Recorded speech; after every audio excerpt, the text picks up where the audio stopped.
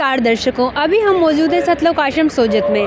सतलोक आश्रम सोजत यहाँ पर संत रामपाल जी महाराज जी के सानिध्य में आए दिन प्रोग्राम होते रहते हैं, भंडारे होते रहते हैं। उसी क्रम में आज भी संत रामपाल जी महाराज जी के सानिध्य में जो सत्संग समागम होने जा रहा है 3 दिवसीय, उसका पहला दिन है। तो आइए हम अब आपको अंदर लेकर चलते हैं और दिखाते हैं यहाँ की व्यवस्थाएं। दर्शकों, अभी हम खड़े हैं सतलोक आश्रम सोजत के मेन गेट पर। आइए अब हम अंदर चलते हैं। दर्शकों, आप यहाँ पर देख पा रहे हैं कि मेरे पीछे कितनी सारी भीड़ जो है यहाँ पर आई हुई है और लगातार आने वालों की संख्या जो है बढ़ती जा रही है। दर्शकों, गेट के अंदर एंटर होते ही हमको यहाँ पर एक जूता घर दिखता है, जहाँ पर आने वाले श्रद्धालुओं के जो है जूते जमा किए जा रहे हैं। बाकायदा यहाँ पर इनके पास कट्टे रखे हुए हैं जिन पर नंबर लिखे हुए हैं, उनके साथ में ये टोकन देते हैं और जूते उसमें रखते हैं, ताकि आने जाने वालों को अपने जूते ढूंढने में कोई भी असुविधा ना हो, उनको समय पर अपने जूते सुरक्षित मिल जाएं। नमस्कार सर। नमस्ते जी। सर, इन पुस्तकों में किस प्रकार का ज्ञान है? जी, ये पुस्तक है, ये पुस्तक हमारे गुरु जगतगुरु तत्वदर्शी संत रामपाल जी महाराज जी द्वारा लिखित है। इन पुस्तकों में हमारे हिंदू धर्म के सभी वेद शास्त्रों का सार है, जो कि भगत इनको लेके और अपनी शंका को दूर कर सकते हैं। जी, ये हिंदू धर्म के लिए ये खासकर? जी हाँ, ये अपने सभी जो धर्म है, हिंदू मुस्लिम सिख ईसाई, सभी के लिए है। इसके अंदर सभी वेदों का पूरा सार है।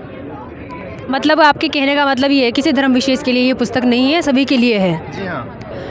दर्शकों, जैसा कि इन्होंने इस पुस्तक में बताया, जिसका नाम है ज्ञान गंगा, इसके नीचे जो स्लोगन लिखा हुआ है वो देख सकते हैं आप। जीव हमारी जाति है, मानव धर्म हमारा, हिंदू मुस्लिम सिख ईसाई धर्म नहीं कोई न्यारा।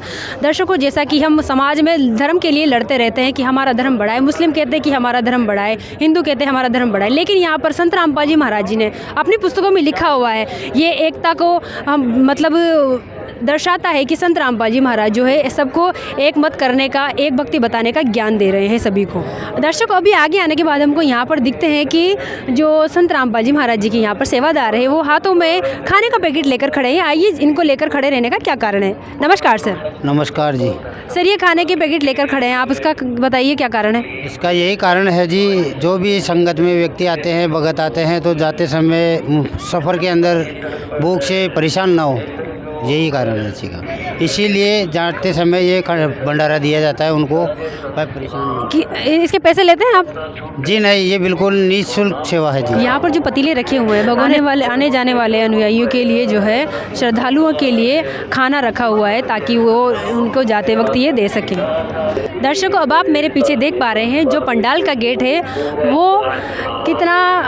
अब हम पंडाल गेट की तरफ चलते हैं और अंदर की व्यवस्था देखते हैं। अब दर्शकों, थोड़ा आगे आने के बाद हमको यहाँ पर दिखता है कबीर साहिब जी, जो एक संत के रूप में आप समाज जिनको मानता है, और संत रामपाल जी महाराज जिनको पूर्ण परमेश्वर बताते हैं, और जिनका स्वरूप यहाँ पर लगाया हुआ है बहुत अच्छे तरीके से, डेकोरेटिव तरीके से यहाँ पर। और उसी के बगल में हम आपको यहाँ पर एक बहुत ही सुंदर सी चीज़ देखने को मिलेगी, जो है फव्वारा लगाया हुआ है यहाँ पर, जो कि बहुत ही दिखने में अपने आप में बहुत ही ज़्यादा सुंदर लग रहा है।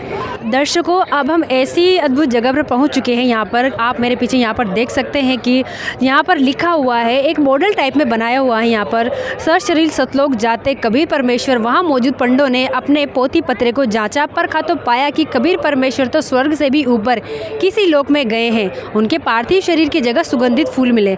दर्शकों, जैसा कि हम सभी जानते हैं कि कबीर साहिब जी फूलों से ही पैदा हुए और फूलों में ही, अंत में फूलों में ही समा गए। उसी का स्वरूप, उसी का मॉडल यहाँ पर बनाया हुआ है इन्होंने तरीके से। मैं कैमरामैन को कहना चाहूँगी कि वो जो मॉडल इन्होंने बनाया हुआ है, जिस प्रकार से कबीर साहिब जी जो हैं, संत कबीर जी जो हैं, सशरीर अपने धाम, जैसा कि यहाँ पर लिखा हुआ है, सत स्वर्ग से भी ऊपर जा रहे हैं। तो यहाँ पर इन्होंने इस प्रतिमा के माध्यम से, इस मॉडल के माध्यम से यहाँ पर समझाया है इस चीज़ को। दर्शकों, बिजली खान की प्रार्थना पर कबीर परमेश्वर ने भगवान शिव के श्राप से सूख चुकी आमी नदी को फिर से पानी से लबालब भर दिया, जो आज भी मगर में बह रही है। उसी का स्वरूप यहाँ पर जो है बनाया, उसी को यहाँ पर इन्होंने दर्शाया है किस प्रकार से कि जो मगर में जो आमी नदी है वो फिर से भर चुकी थी और बहने लग गई थी। दर्शकों, ये यहाँ पर जैसा लिखा हुआ है कि शिव जी के श्राप से ये सूख गई थी और आमी नदी, कबीर साहिब जी ने इसको जो है दोबारा से चालू कर दिया, दोबारा से बहा दिया। उसी का जो यहाँ पर प्रमाण आपको देखने को मिल रहा है, उसी का यहाँ पर सबूत आप यहाँ पर बनाया गया है। दर्शकों, अभी हम खड़े हैं पंडाल के जो है मेन गेट पर। तो यहाँ पर जो है बहुत बड़ा सा बैनर फ्लैक्स लगा हुआ है, कबीर परमेश्वर निर्वाण दिवस, जिस उपलक्ष्य में ये भंडारा शुरू हुआ है उसी का यहाँ पर जो है रीनेम किया हुआ है इन्होंने, कबीर परमेश्वर निर्वाण दिवस। अब दर्शकों आइए हम आपको अंदर लेकर चलते हैं। अब हम पहुंच चुके हैं सतलोक आश्रम के मेन स्टेज के पास में। यहाँ पर जो है संत रामपाल जी महाराज जी के जो अनुयायी है वो उनके लिए प्रणाम स्थल बनाया हुआ है। यहाँ पर जो है संत गरीबदास जी महाराज जी की वाणी का पाठ हो रहा है। नमस्कार जी। सत्साहेब जी, गरीबदास जी महाराज जी कौन थे? गरीबदास जी महाराज कबीर परमेश्वर जी के शिष्य थे, जिनको कबीर साहिब जी मिले थे एक जिंदा बाबा के रूप में। तो क्या कारण है कि यहाँ पर संत गरीबदास जी महाराज जी की ही वाणी का पाठ किया जाता है? हमने कई जगह देखा है हनुमान चालीसा का पाठ होता है और गुरुद्वारों में जो गुरु ग्रंथ साहिब का पाठ होता है, और यहाँ पर देखते हैं हम सतलोक आश्रम में तो यहाँ पर गरीबदास जी महाराज जी की ही वाणी का पाठ, क्या कारण है? संत गरीबदास जी महाराज जी की वाणी का पाठ इसलिए किया जाता है क्योंकि जब कबीर साहिब जी गरीबदास जी को मिले थे तब वो उनको सतलोक लेके गए थे और वहाँ उनको पूरा मतलब सतलोक दिखाया था। सारा जो पिछला जैसे होता है ना, दिव्य दृष्टि खोल दी थी उनकी, तो उनको दिव्य दृष्टि खोल दी थी और सारा ज्ञान उनको बता दिया था दिव्य दृष्टि के माध्यम से। तो फिर वो नीचे आए तब उन्होंने अपना ज्ञान गोपाल दास जी महाराज के थ्रू एक मतलब पुस्तक में लिखवाया था। उसी पुस्तक को अमर ग्रंथ साहिब कहते हैं और उसी का पाठ किया जाता है यहाँ। ये पाठ कितने दिन तक चलेगा? ये पाठ 3 दिन तक चलेगा। जिसको करने से और इसको पढ़ने से क्या लाभ है?